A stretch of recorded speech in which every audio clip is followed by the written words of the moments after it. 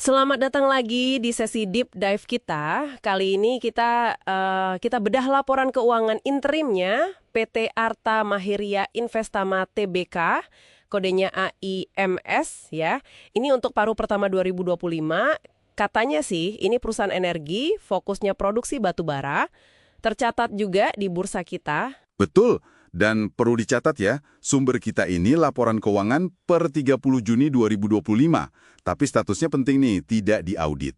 Oke, tidak diaudit. Jadi, misi kita sekarang apa? Ya kita coba kupas angka-angkanya biar Anda semua paham kondisi dompet AMS ini gimana sebenarnya. Sip. Oke, langsung aja ya. Yang pertama, ini agak bikin kaget dikit. Kalau lihat sekilas, saldo kas mereka di akhir periode itu gede loh, 460 miliar. Wah, banyak ya kelihatannya. Iya kan? Tapi anehnya kok sahamnya masuk papan pemantauan usus.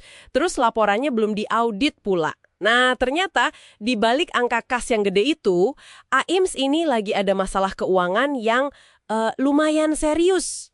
Coba kita ikuti jejak uangnya yuk. Mari, mulai dari mana nih? Laba rugi dulu kali ya? Boleh. Nah, di laporan laba rugi ini langsung kelihatan angkanya merah. Rugi bersihnya bengkak jadi IDR 856 miliar. Ini di semester I 2025 aja. Itu lebih parah dari periode yang sama tahun lalu ya berarti? Iya, betul. Lebih parah. Kok bisa ya rugi segede itu? Apa nih penyebabnya? Nah, kalau kita telusuri, sumber masalah utamanya tuh ada di pos beban umum dan administrasi.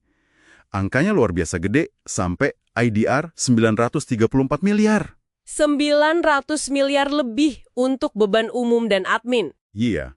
Coba Anda bayangkan, biaya buat, gaji staf kantor, sewa, dan administrasi lainnya, itu totalnya 11 kali lipat lebih besar dari seluruh pendapatan mereka di periode itu.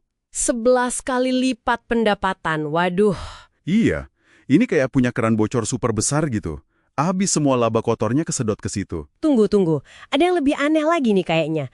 Di laporan ini coba lihat deh, bagian beban pokok penjualan, kok nol ya?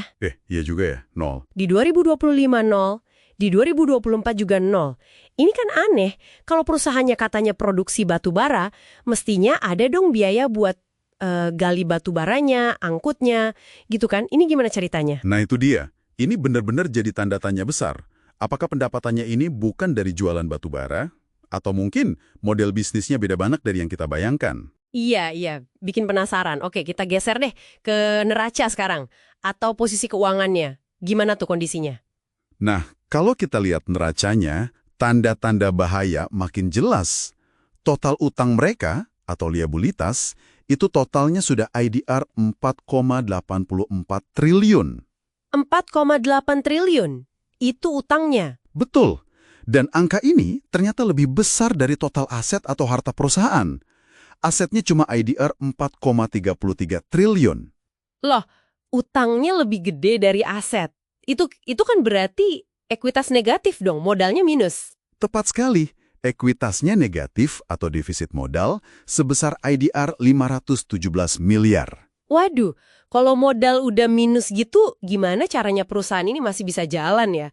Kok kayaknya belum bangkrut gitu? Jawabannya ada di arus kas dan ada kaitannya sama pihak berelasi. Bener tadi, kas di tangan mereka memang naik drastis jadi 460 miliar. Iya, yang tadi itu kan. Betul, tapi pertanyaannya, sumbernya dari mana? Nah, ternyata bukan dari hasil usaha atau jualan sama sekali. Aktivitas operasi mereka itu justru bakar duit banyak banget. Minus 865 miliar. Minus 865 miliar dari operasi? Terus kasnya naik dari mana dong? Nah, peningkatan kas itu sepenuhnya datang dari utang baru. Spesifiknya lagi, dari pos utang pihak berelasi. Jumlah utang ke pihak berelasi ini melonjak hampir 2 kali lipat, cuma dalam setahun. Dari IDR 1,55 triliun jadi IDR 2,87 triliun. Astaga, jadi kas yang kelihatan banyak itu cuma ilusi sehat aja ya? Cuma karena dapat suntikan utang dari pihak terkait? Bisa dibilang begitu. Semacam uang pinjaman yang masuk ke kas. Lalu gimana kemampuan mereka buat bayar utang jangka pendek yang lain, yang jatuh tempo cepet gitu? Cukup nggak duitnya? Nah, disinilah krisis likuiditasnya kelihatan jelas. Rasio lancar atau current ratio mereka itu cuma 0,24 kali. 0,24. Artinya apa tuh? Artinya, kalau semua utang jangka pendeknya ditagih besok, uang tunai dan aset lancar lain yang gampang dicairkan, itu cuma cukup buat bayar sekitar 24%-nya aja. Cuma seperempatnya kurang. Wah, mepet banget itu. Mepet banget. Ibaratnya Anda punya utang 100.000 yang harus dibayar besok, tapi di dompet cuma ada 24.000. Kan berisiko sekali ya. Iya, iya. Sangat berisiko. Ada satu lagi yang perlu diperhatikan di aset.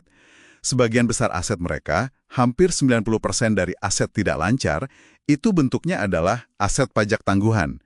Nilainya gede loh, IDR 3,8 triliun. Aset pajak tangguhan.